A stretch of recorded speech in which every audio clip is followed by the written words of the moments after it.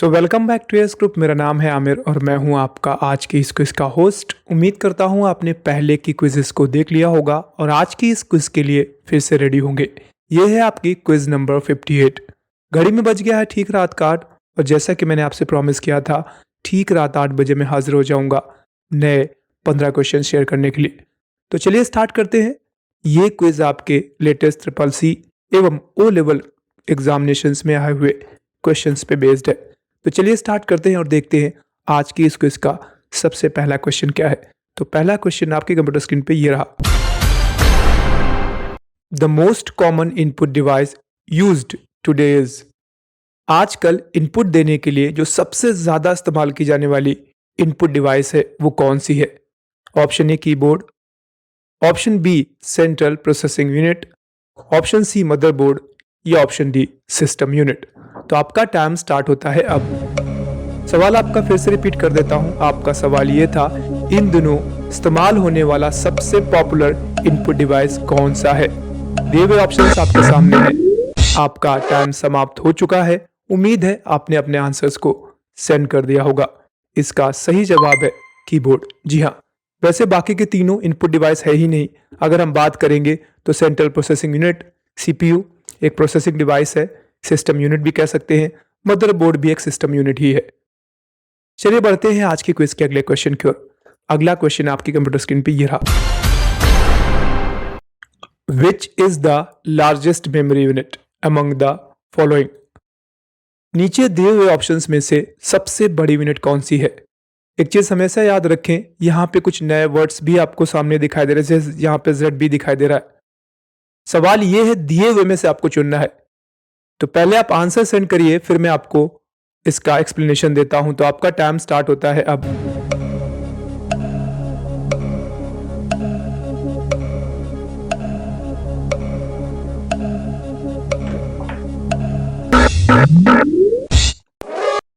उम्मीद है आपने अपना आंसर सेंड कर दिया होगा। चलिए देखते हैं इसका सही जवाब क्या है। वैसे मुझे उम्मीद है आप लोगों ने इसका आंसर टीबी सेंड किया होगा, बट इसका सही जवाब था जेडबी, जोटाबाइट। अब तक जितने आपको बताए गए थे तो बेसिकली जो आप जानते थे वो थे केबी, सबसे छोटा आपके लिए बिट बताया गया होगा। इसके बाद बाइट, देन आपका किलोबाइट, देन आपका मेगाबाइट, इसके बाद आपका गीगाबाइट और इसके बाद आपका टेराबाइट। तो अब तक आपको ये बताए गए थे। इसका मतलब ये नहीं ये फाइनल है। इसके बाद अगर हम और बात करें, यहाँ पे मैंने लिस्ट बना के रखी हुई पूरी, जो मैं आपके साथ शेयर करूंगा।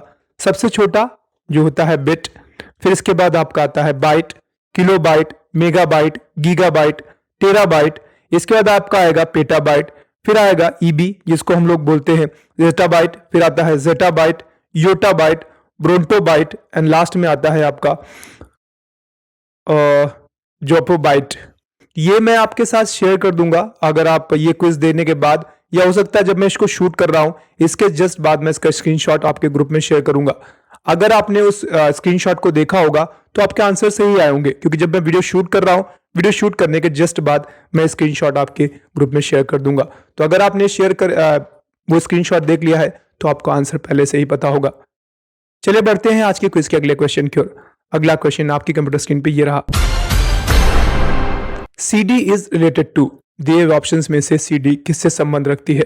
आपका टाइम स्टार्ट होता है अब। सवाल आपका था, सीडी दिए हुए ऑप्शंस में से किससे संबंध रखती है? स्टोरेज से, हार्डवेयर से, सॉफ्टवेयर से, या ये जितने भी तीनों ऑप्शंस दिए हुए हैं इन सभी से सीडी संबंध रखती है? अगर हम इसके सही जवाब की बात करें तो इसका सही जवाब था स्टोरेज। सीडी एक स्टोरेज डिवाइस है, इसको हम ऑप्टिकल स्टोरेज डिवाइस भी कहते हैं। चलिए बढ़ते हैं आज के क्विज के अगले क्वेश्चन की ओर। अगला क्वेश्चन आपके कंप्यूटर स्क्रीन पे ये रहा। MOV extension refers usually to what kind of files? ये क्वेश्चन रिपीटेड है, इससे पहले क्वेश्चन ऑलरेडी आ चुका है। सवाल आपका है, MOV दिए हुए ऑप्शंस में से किससे संबंध रखती है, किसका एक्सटेंशन है? आपका टाइम स्टार्ट होता है अब। सवाल था आपका, MOV दिए हुए ऑप्शंस में से किससे संबंध रखती है? इमेज फाइल से, एनिमेशन या मूवी फाइल से, ऑडियो फाइल से, या MS ऑफिस डॉक्यूमेंट से? आपका टाइम समाप्त हुआ है और इसके बाद अगर हम इसके सही जवाब की बात करें तो इसका सही जवाब है एनिमेशन एंड मूवीज फाइल। पहले से ये क्वेश्चन एक बार आपके साथ शेयर किया जा चुका था, तो मुझे नहीं लगता इसमें आपको बहुत ज़्यादा एक्सप्लेनेशन देने की ज़रूरत है। चलिए बढ़ते हैं आज की क्विज के अगले क्वेश्चन की ओर। अगला क्वेश्चन आपकी कंप्यूटर स्क्रीन पे ये रहा। 1024 बिट्स किसके बराबर होते हैं? पहले नीचे देख लीजिएगा ध्यान से। 1024 बिट्स किसके बराबर होते हैं? 1 किलोबाइट के, 1 मेगाबाइट के, 1 टेराबाइट के, या यहाँ पे जितने भी ऑप्शंस दिए हुए हैं इनमें से कोई भी 1024 बिट के बराबर नहीं है। आपका टाइम स्टार्ट होता है अब। अभी जस्ट थोड़ी देर पहले मैंने आपको बताया था बिट्स, फिर byte, then kilobyte, then megabyte, then gigabyte. इसके बाद और भी जो चीजें हैं वो मैं आपके साथ शेयर कर चुका हूँ। अब सवाल ये था कि 1024 बिट्स किसके बराबर होती हैं? तो इसके अगर हम सही जवाब की बात करेंगे तो इसका सही जवाब है नन ऑफ अबव। चूंकि 1024 ये 8 बिट से एक बाइट बनता है और फिर उसके बाद बाइट्स के हिसाब से सीरीज बनती चली जाती है। तो इसका जो सही जवाब था वो था नन ऑफ अबव। चलिए बढ़ते हैं आज की क्विज के अगले क्वेश्चन की ओर। अगला क्वेश्चन आपकी कंप्यूटर स्क्रीन पे ये रहा। Pentium related to which part of computer? दिए हुए ऑप्शंस में से कंप्यूटर का कौन सा पार्ट है जो पेंटियम से रिलेट करता है, संबंध रखता है? DVD, hard disk, micro processor या माउस? आपका टाइम स्टार्ट होता है अब। सवाल यह है कि पेंटियम कंपनी बेसिकली ये कंपनी ही है, दिए हुए ऑप्शंस में से क्या क्रिएट करती है, क्या बनाती है? DVDs, hard disk, micro processor या माउस? जी, बनाती है micro processor. Pentium is equal to Intel. Intel Pentium नाम सुना होगा। इंटेल कंपनी प्रोसेसर्स बनाती है। तो पहले उन्होंने बनाया था Intel Pentium P1, P2, P3, P4 processors तक। इसके बाद आपका i3 शुरू हो गया, इंटेल एटम भी आते हैं। चलिए बढ़ते हैं आज के क्विज के अगले क्वेश्चन की ओर। अगला क्वेश्चन आपके कंप्यूटर स्क्रीन पे ये रहा। The access method used for magnetic tape is? Magnetic tape जिनका इस्तेमाल किया गया था पहली जनरेशन के कंप्यूटर्स में, सेकेंड जनरेशन के कंप्यूटर्स में डेटा को स्टोर करने के लिए, आउटपुट प्रेजेंट करने के लिए। सवाल यह है कि कौन सा एक्सेस मेथड यूज करते थे? Indirect method, sequential method, direct method या इंडेक्स्ड मेथड? आपका टाइम स्टार्ट होता है, अब अपना आंसर सेंड कर सकते हैं। आपका सवाल यह था जो मैग्नेटिक टेप्स होते हैं ये डेटा को एक्सेस करते हैं, स्टोर करते हैं, तो इन दिए हुए ऑप्शंस में से किसका यूज करते हैं? इनडायरेक्ट, सीक्वेंशियल, डायरेक्ट या इंडेक्स्ड? टाइम अप हो गया है। अगर हम इस क्वेश्चन के सही जवाब की बात करें तो इसका सही जवाब है सीक्वेंशियल। चलिए बढ़ते हैं आज के क्विज के अगले क्वेश्चन की ओर। अगला क्वेश्चन आपकी कंप्यूटर स्क्रीन पे ये रहा। What is the shortcut key to break a page in LibreOffice? Question repeated है। सवाल है लिब्रे ऑफिस में पेज को ब्रेक करने के लिए कौन सा शॉर्टकट यूज करेंगे? आपका टाइम स्टार्ट होता है अब। जैसा कि मैंने आपको बताया कि ये क्वेश्चन रिपीटेड है, इसलिए मैं बहुत ज्यादा एक्सप्लेनेशन नहीं दूंगा। सवाल था आपका लिब्रे ऑफिस में अगर आपको पेज को ब्रेक करना है तो आप किसका यूज करेंगे? और इसका सही जवाब था कंट्रोल के साथ आप इंटर प्रेस कर देंगे। जहां पे आपको ब्रेक करना हो पेज को वहीं पे आप कर्सर रखिए और कंट्रोल इंटर कर दीजिए। चलिए बढ़ते हैं आज की क्विज के अगले क्वेश्चन की ओर। अगला क्वेश्चन आपकी कंप्यूटर स्क्रीन पे ये रहा। What is SD RAM? SD RAM किससे संबंध रखती है? नॉन वोलाटाइल मेमोरी है, ऑप्टिकल स्टोरेज है, वोलाटाइल मेमोरी है या static dynamic random access memory है? तो आपका टाइम स्टार्ट होता है, आप अपना आंसर सेंड कर सकते हैं। सवाल है आपका एसडी रैम। अगर आपने रैम्स को कायदे से पढ़ा है तो आपको एसडी रैम का नाम जरूर याद होगा। सवाल यह है एसडी रैम दिए हुए ऑप्शंस में से किससे संबंध रखती है? और आपका टाइम समाप्त होने के बाद अगर हम इसके सही जवाब की बात करें तो सही जवाब होगा volatile memory. Static random dynamic memory ये तो गलत ही है, चौथा वाला, क्योंकि एसडी रैम का फुल फॉर्म होता है synchronous dynamic random access memory. Optical नहीं है, ऑप्टिकल में सीडी, डीवीडी या ब्लूरे आता है आपका। नॉन वोलेटाइल नहीं है, डेटा को टेम्परेली स्टोर करता है, हालांकि अब मार्केट में नहीं आता। ये पहले के रैम्स के वर्जन हैं। चलिए बढ़ते हैं आज की क्विज के अगले क्वेश्चन की ओर। अगला क्वेश्चन आपकी कंप्यूटर स्क्रीन पे ये रहा। Keyboard shortcut to italic the selected text. आपको टेक्स्ट को इटैलिक करना है तो आप किसका यूज करेंगे? आपका टाइम स्टार्ट होता है अब। इटैलिक आपने देखे होंगे, अगर आपको मैटर को हल्का सा तिरछा करना है तो उसको हम इटैलिक कहते हैं। सवाल यह है कि अगर आपने कोई टेक्स्ट लिख रखा है पहले से और आपको उसको इटैलिक करना है तो आप कौन सा शॉर्टकट यूज करेंगे? सही जवाब था कंट्रोल के साथ आप आई प्रेस करेंगे। आई का मतलब इटैलिक होता है, बी का मतलब बोल्ड होता है, यू का मतलब अंडरलाइन होता है। तो control U underline, control B bold, control I italic, B I U हमेशा एक साथ रहते हैं। चलिए बढ़ते हैं आज की क्विज के अगले क्वेश्चन की ओर। अगला क्वेश्चन आपके कंप्यूटर स्क्रीन पे ये रहा। LibreOffice Writer has a file extension for a template.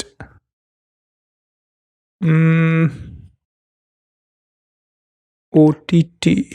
LibreOffice Writer में फाइल एक्सटेंशन टेम्पलेट्स के लिए क्या होता है?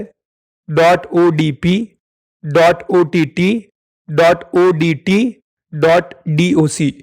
आपका टाइम स्टार्ट होता है, अपना आंसर सेंड कर सकते हैं।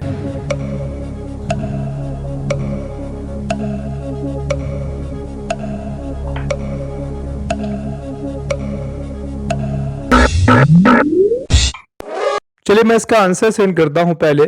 वैसे मेरे हिसाब से इसका जवाब OTT होना चाहिए था, बट ODT में सही है। ODT होता है LibreOffice राइटर का एक्सटेंशन। यहाँ पे टेम्पलेट है, थोड़ा सा मुझे टाइम दीजिए, मैं एक्सप्लेन। Writer template extension.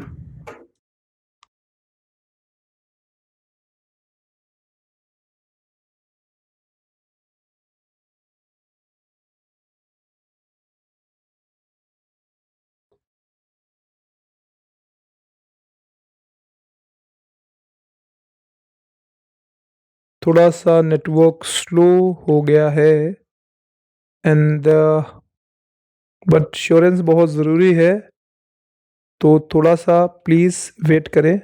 मैं एक बार दोबारा से चेक कर लेता हूँ। .ott ही सही है। जैसा कि मैं गूगल पे देख रहा हूँ। बार बार ये क्यों खुल जा रहा है?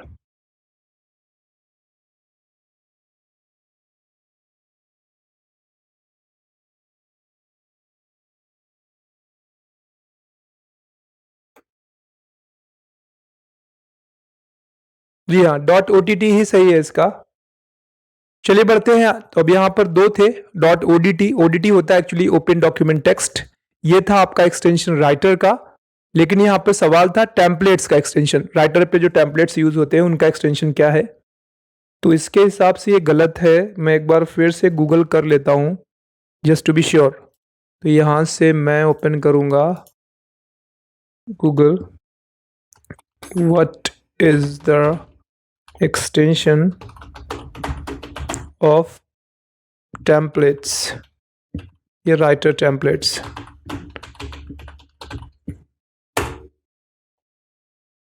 and .odt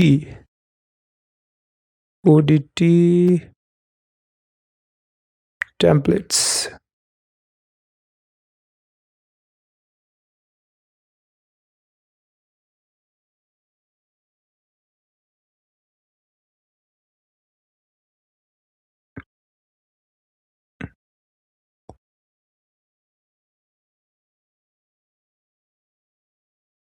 .ott।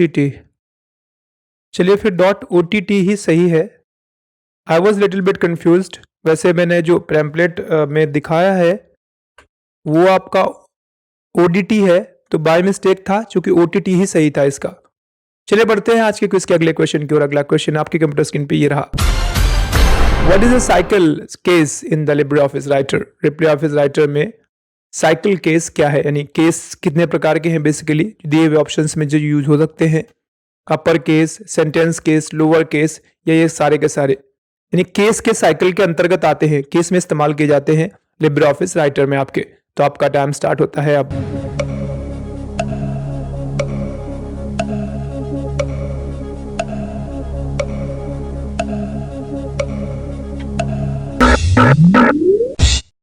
चलिए अगर हम इस क्वेश्चन के सही जवाब की बात करें तो इसका सही जवाब है ऑल ऑफ अबव, यानी जितने भी अपर या लोअर या आपका सेंटेंस, तीनों ही साइकिल केस के अंदर आते हैं।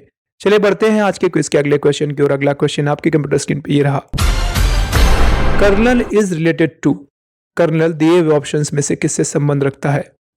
एप्लीकेशन सॉफ्टवेयर से, stored only in primary memory, यानी ये ऐसा कोई चीज है जिसे सिर्फ प्राइमरी मेमोरी में ही स्टोर किया जा सकता है।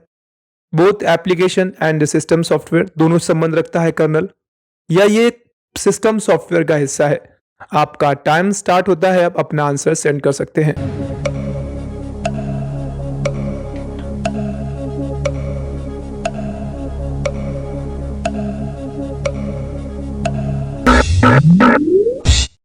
चलिए, अगर हम इस क्वेश्चन के सही जवाब की बात करें तो इसका सही जवाब है पार्ट ऑफ सिस्टम सॉफ्टवेयर। जी हाँ, कर्नल फाइल्स होती हैं, ये आपके सिस्टम सॉफ्टवेयर में इनबिल्ट रहती हैं।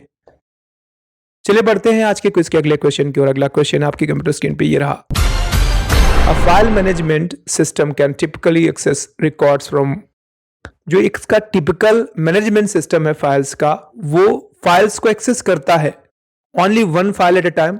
ध्यान रखिए, टिपिकली एक्सेस पूछा गया है आपसे, only one file at a time, many files at a time, only two files at a time, या इनमें से कोई नहीं।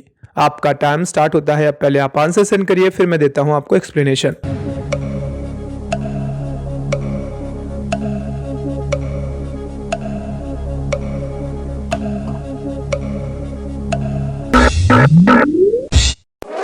चलिए, अगर हम इस क्वेश्चन के सही जवाब की बात करें तो इसका सही जवाब है only one file at a time. Typically यही होता है।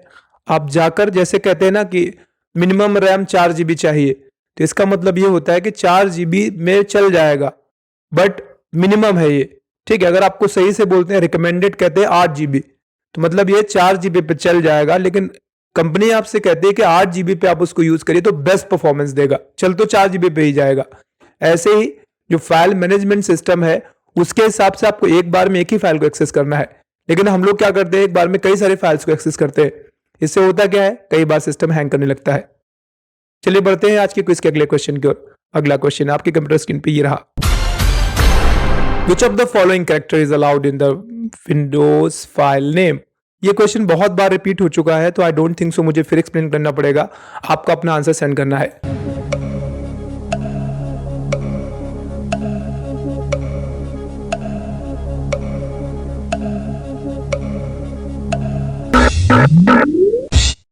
चलिए देखते हैं इस क्वेश्चन का सही जवाब क्या है। तो इसका सही जवाब था अंडरस्कोर। जी हाँ, अंडरस्कोर को आप इस्तेमाल कर सकते हैं जब भी आप कोई फाइल को नाम देते हैं या फिर आप फोल्डर का भी नाम देते हैं, तो वहां पे भी आप अंडरस्कोर सिंबल का यूज कर सकते हैं।